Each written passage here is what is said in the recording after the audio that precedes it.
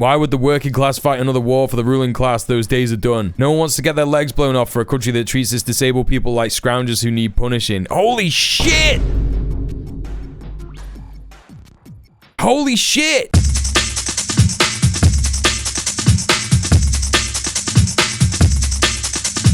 Okay, chat, it's really great news for everybody in Britain. Amidst the constantly privatized and sold off National Health Service, including large swaths of our public health data being controlled by Palantir in the future. You know, Palantir. You know what I'm talking about. The Peter Thiel and Alex Karp company that murders Palestinians with Israel. Amidst all that, amidst worsening material conditions, amidst a budget that was made for rich people to serve the city of London, amid an ongoing complicity and participatory nature in the ongoing genocide in Gaza, our wonderful, enlightened government have decided that the thing to win back public support, the thing to do to win back public support is, in fact, to go to war with Russia. That's right. That's what they've said. They've said, peons, we have listened to your complaints, and what we've decided is that you're going to war. We've decided that what you all need is a good bout of war. A good bout of war to set your mind straight. Get you back on track. A good bout of war for everybody. That's what we've decided. It's time for war. So what we're going to listen to here is Chief of Defense Staff. The UK Chief of Defense Staff is going to talk about the threat of Russia. Yes, the think tanks said, send the poor to their graves, and that'll fix the economy. I think they start wars because they're bored. No, they start wars for gas. Yes, or oil. There you go. You weren't far behind it. Yes, the whole reason that NATO has been provoking Russia for the last 30 years is because of the gas reserves that it has. And that's what it's all about. That's what imperialism is all about. So there you go. There's the answer to that. The young adults, Muel, they yearn for the battlefields. Yes, we do. That's right. Correct. That's right. All of Europe is chomping in the bit to attack Russia. The statements over the past weeks of European leaders are fucking scary. Yeah, but like, you know, the thing is that it's going to be fuck around and find out. I'm being so for real, chat. I'm keeping it 100 with you all. If any other NATO state goes to war with Russia, it is Jova. They will get slapped around. There is no NATO state that is equipped to go to war with Russia, let alone a coalition of NATO states. It's gonna be fuck around and find out. And also, Russia has friends. No working class person is asked about it whatsoever. Do you know what I mean? No one is gonna want to get poorer because of a war. No one is gonna want to, you know, volunteer to go to war. It's not happening, dog. To be in the banqueting house. Last year, Tony explained that our analysts argue that there is only a remote chance of a significant direct attack or invasion by Russia on the UK. Remote, in this context, still means an up to 5% risk. And that only refers to the UK. The world's largest crowdsourcing forecasting site. Is this really what they're going off? A 5% chance that we could have some kind of direct... Do you know, I've got an idea. I've got an idea on how to eliminate that 5% chance. Don't do statements like this. Don't do press conferences like this. Don't do events like this where you say... everybody should be ready to go to war with Russia. Don't do that. Here's a great way to eliminate that 5%. Here's a great way to eliminate that 5%, right? Stop saber rattling. Stop saber rattling. Stop doing it. Stop threatening Russia. It's dead easy. It's dead easy. I remember my dad said that you could never convince this generation to go to war because they would simply refuse, and I think he was spitting there. No, he's absolutely right. None of us are going to do it. Hey, Carnos, a missile destroyer in the lake north of St. Petersburg can hit the city of London. Are you sure you want to start shit, little general? Exactly. It's absolutely mad. Did he just cite a crowdsourced prediction site? Wait, what? Did he? Oh my god, the world's largest crowdsourcing forecasting site. Wait, what? The world's largest crowdsourcing forecasting site, Metaculus, suggests that there is a 16% probability Russia and any NATO member state are in direct conflict by 2027. Metaculus.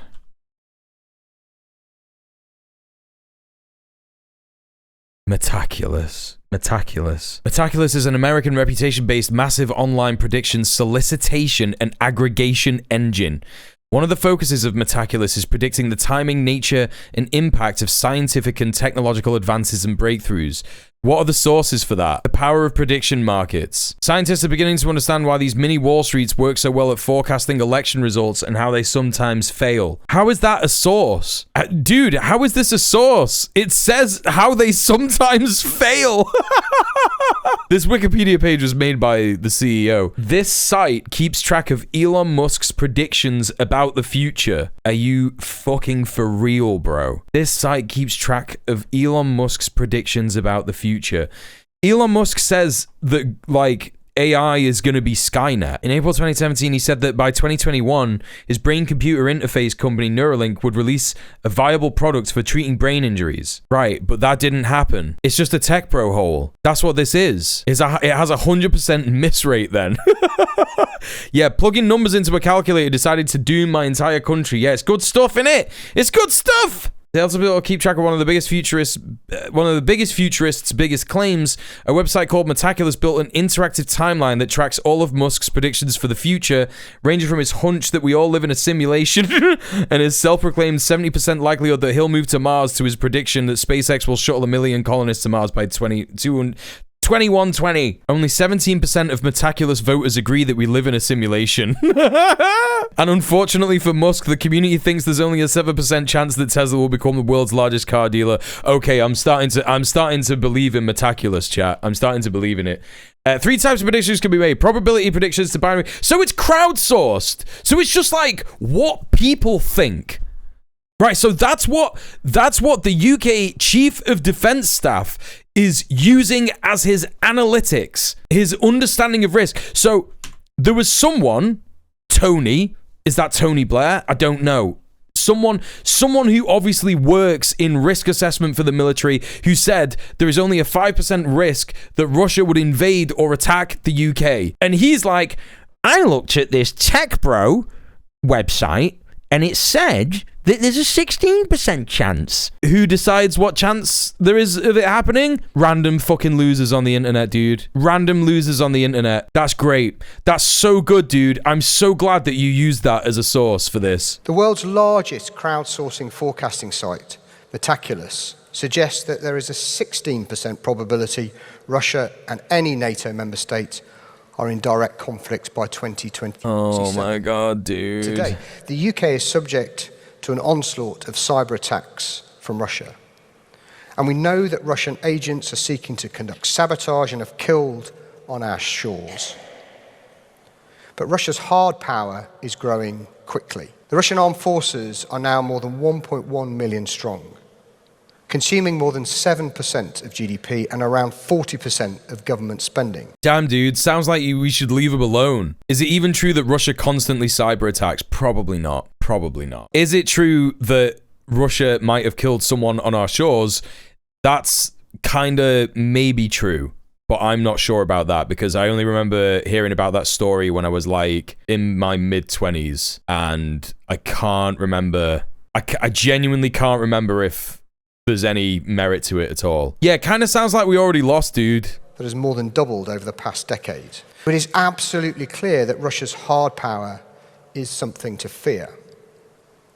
But what about Russia's intent to use it? So just be afraid, look at weird websites on the internet and get more and more afraid, okay?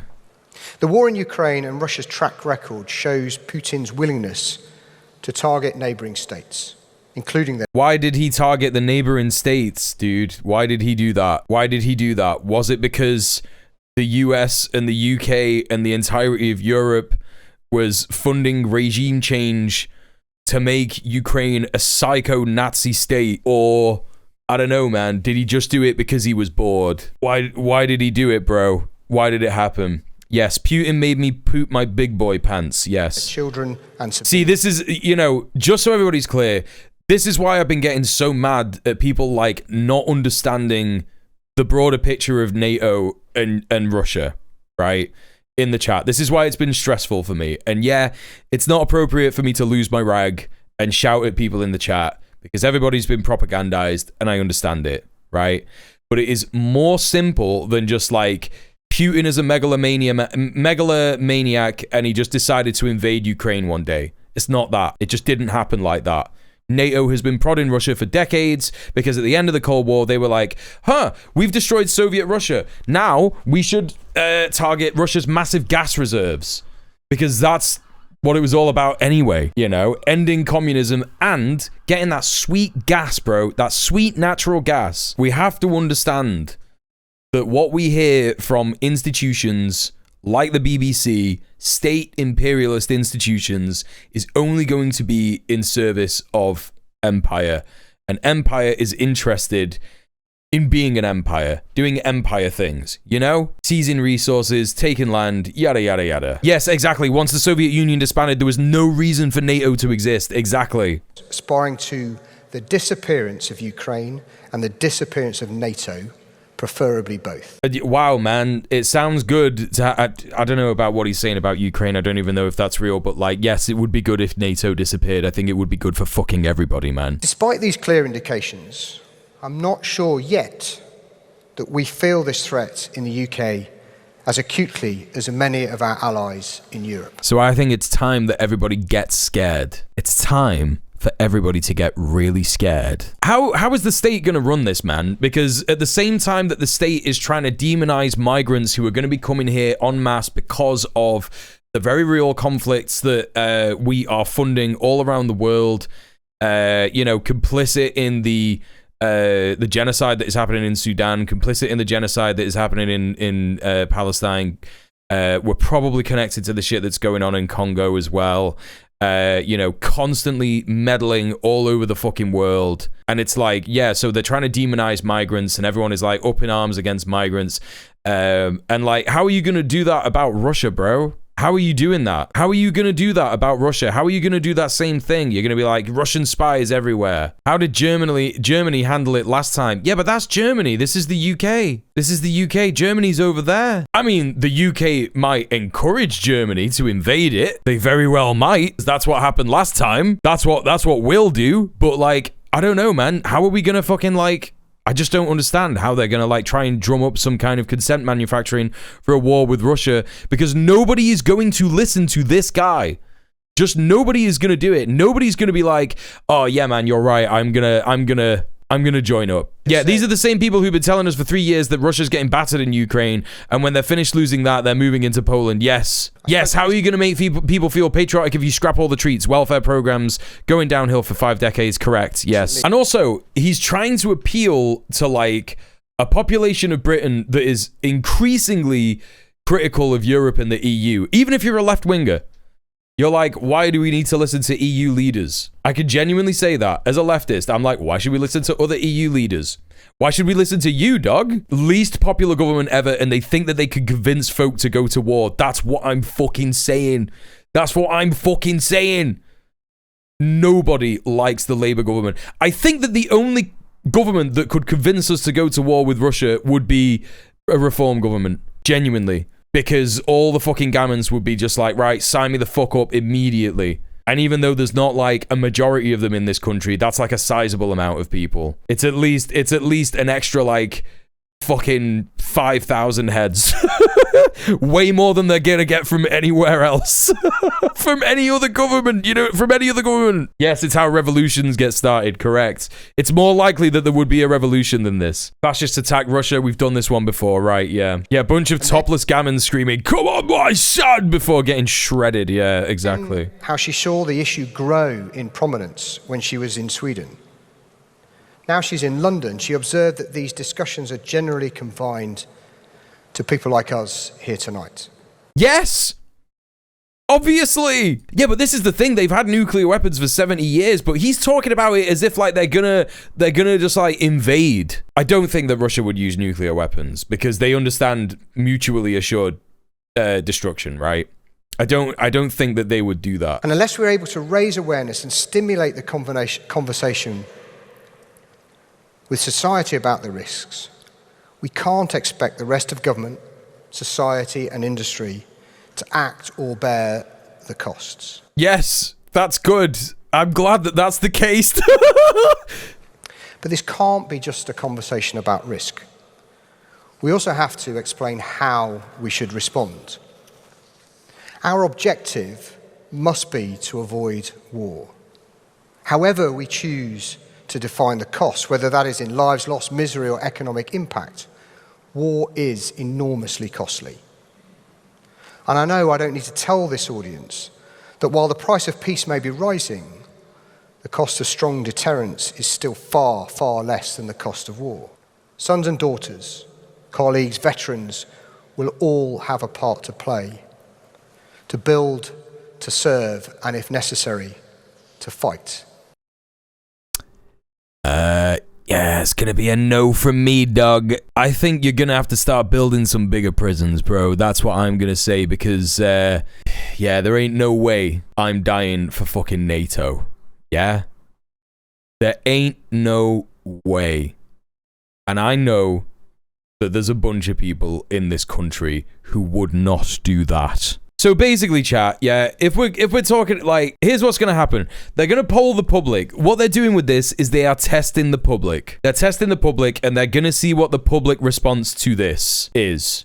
And most of the public response, it will be like 80% of people don't want to go to war with Russia. It will literally be like an overwhelming amount of people do not want to go to war with Russia. I think that what they'll do then, if we're going to talk about false flag attacks, I think that they will, like, blow somewhere up in the UK and be like, look, Russia did it. We told you. I genuinely think that that's the only way that they could, like, maybe try and get some kind of support for an attack on Russia. Weren't they saying the same shit even before 2014? It's just more convenient now because there's a war in Europe. Oh yeah, they've always been saber rattling about Russia. Yeah, for sure. Oh my god. General, you don't have a bunker deep enough to survive a volley of Russian bunker busters. Yes, correct. We would get absolutely clapped. And you know, they were saber rattling in 2022 when the war in Ukraine happened. They were saber rattling then, and I remember thinking, like, these motherfuckers are gonna get us killed. Madness. Just absolute madness. There's no shot that anyone in Britain is gonna be ready to do any kind of military service, except for the fucking squaddies who are already signed up. It's just not gonna happen, man. Sacrifice for our nation means. That's why it's so important that we do explain the changing threat and the need to stay ahead of it. As I've said, I'm clear that the country's first line of defense is the armed forces. We're going to see a whole bunch of articles in the next year saying things like, Russians are actually statistically more likely to murder and rape every single person that you know. The SDR has given us our orders. As it says, we are in a new era of threat, and that demands a new era. The SDR? Defense. We need to end the hollowing out of our armed forces and lead in a stronger and more lethal NATO. Strategic Defense Review. That's what that was. Let's take a look at this. So the BBC posted about this. Let's see how people responded to this. Whole of society effort needed to deter Russia threat, armed forces chief says. My response. I'm selling popcorn for those that came to read the comments.